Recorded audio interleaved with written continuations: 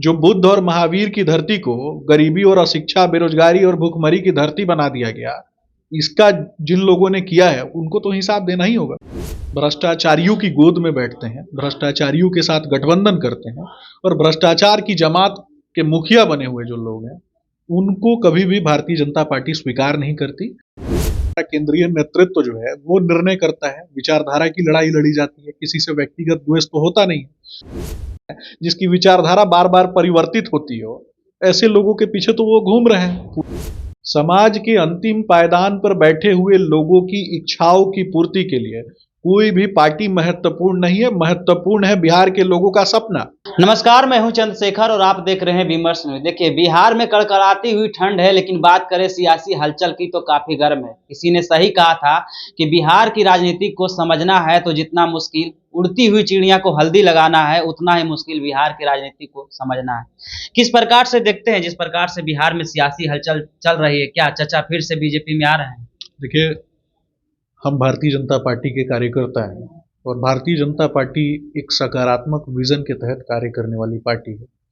लगातार 2014 के बाद जिस प्रकार से देश के यशस्वी प्रधानमंत्री आदरणीय श्री नरेंद्र मोदी जी के नेतृत्व को संपूर्ण देश ने स्वीकारा है और उसके बाद 2019 में भी भारतीय जनता पार्टी के नेतृत्व को देश की यशस्वी जनता ने स्वीकारा। तो ये बस यूं ही नहीं है, ये भरोसा है कहीं ना कहीं भारत के आत्मसम्मान की लड़ाई जो आदरणीय प्रधानमंत्री नरेंद्र मोदी जी लड़ रहे हैं।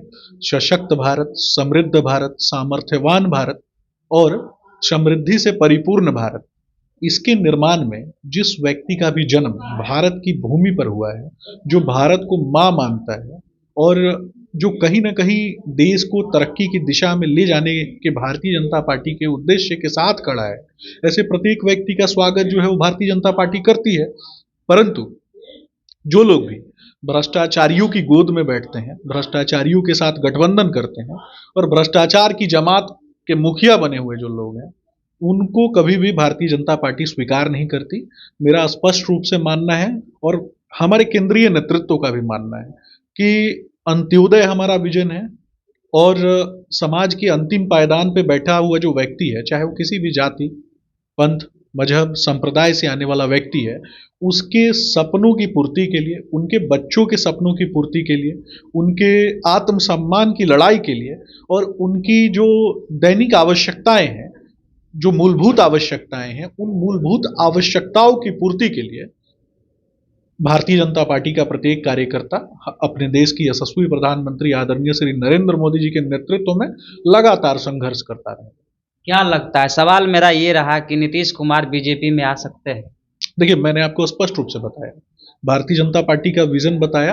हो सकता है कि आप मेरे द्वारा दिए गए प्रश्न उत्तर से संतुष्ट नहीं हो, लेकिन पुनः आपको समझने की आवश्यकता है। राज्य के आत्मसम्मान की लड़ाई में, राज्य को स्वर्णिम ऊंचाइयों तक ले जाने में, भूखमरी गरीबी से पीड़ित बिहार राज्य को स्वर्णिम ऊंचाइयों तक ले जाने में जो भी व्यक्ति भारतीय जनता पार्टी की विचारधारा, प्रतिबद्धता के साथ खड़ा है, ऐसे प्रत्येक व्यक्ति का स्वागत है।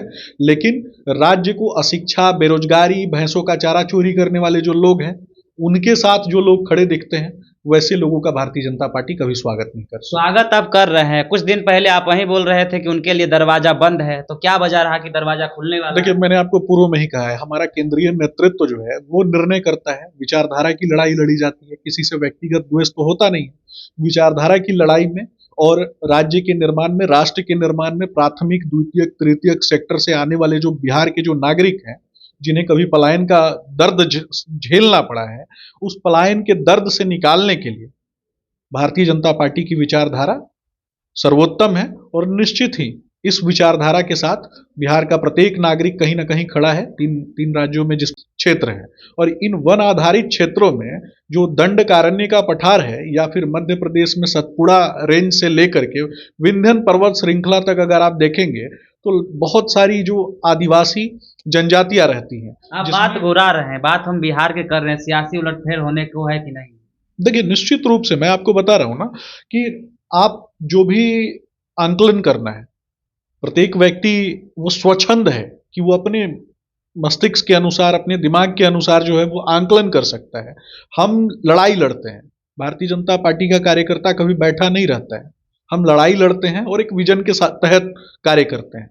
भारतीय जनता पार्टी कहीं ना कहीं समाज के अंतिम पायदान पर बैठे हुए लोगों की पार्टी है, तो वही पढ़े लिखे शिक्षित व्यक्ति की भी पार्टी है। समाज का प्रत्येक व्यक्ति कहीं ना कहीं इससे कनेक्ट करता है, और विचारधारा जब हमारी होती है तो वो विचारधारा अंत्योदय की विचारधारा है। इस विचारधारा में अगर कोई हमारे साथ खड़ा है तो मैंने बार बार कहा है कि इस विचारधारा में जो खड़ा है उसका स्वागत है।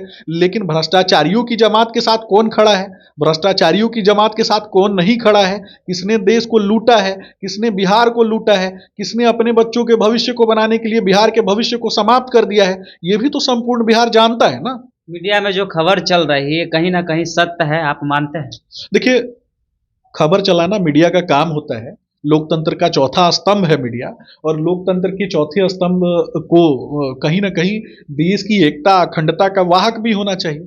और मेरा स्पष्ट रूप से मानना है कि नैतिक आचरण के माध्यम से और नैतिकता के मापदंड पर जो भी खबरें चलती हैं उन सभी खबरों का हम सम्मान करते हैं, लेकिन जो नैतिकता के मापदंड पे जो खबरें नहीं चलती हैं, आजकल प्रायोजित जो चीजें चलती हैं, वैसे प्रायोजित चीजों का हम खंडन करते हैं। समाज के अंतिम पायदान पर बैठे हुए लोगों की इच्छाओं की पूर्ति के लिए कोई भी पार्टी महत्वपूर्ण नहीं है। महत्वपूर्ण है बिहार के लोगों का सपना, जो बुद्ध और महावीर की धरती को गरीबी और अशिक्षा, बेरोजगारी और भूखमरी की धरती बना दिया गया।